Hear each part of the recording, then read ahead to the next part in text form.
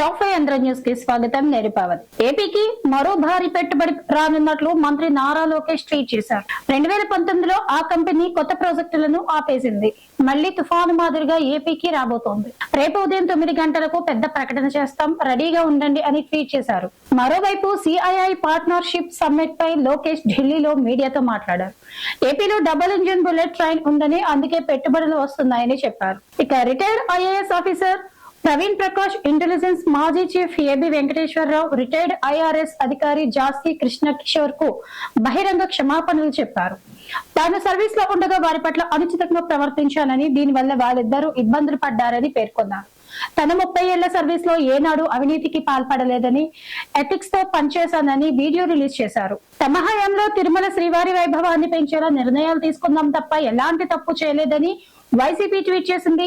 లడ్డు తయారీలో కల్తీ నెయ్యికి అవకాశమే లేదు, కావాలంటే రికార్డులు చూసుకోండి.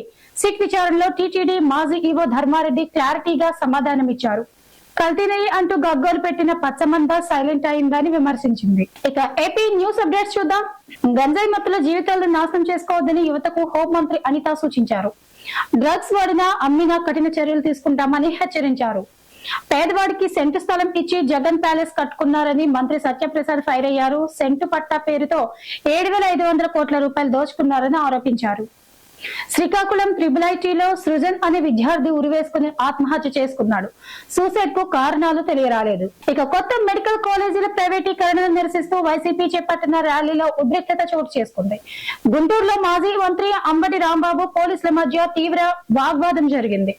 పోలీసులు తమను రెచ్చగొట్టేలా ప్రవర్తిస్తున్నారని, బారికేడ్లు పెట్టి అడ్డుకుంటున్నారని అంబటి మండిపడ్డారు. ట్రిపుల్ విధానంలో ప్రైవేట్ వ్యక్తులకు కాలేజీలను అప్పగించవద్దని, అలా చేస్తే పేద విద్యార్థులకు అన్యాయం జరుగుతుందని అన్నారు. ఇది వాటి టాప్ 5 ఆంధ్ర న్యూస్. రేపటి టాప్ 5 ఆంధ్ర న్యూస్ తో మళ్ళీ కలుద్దాం.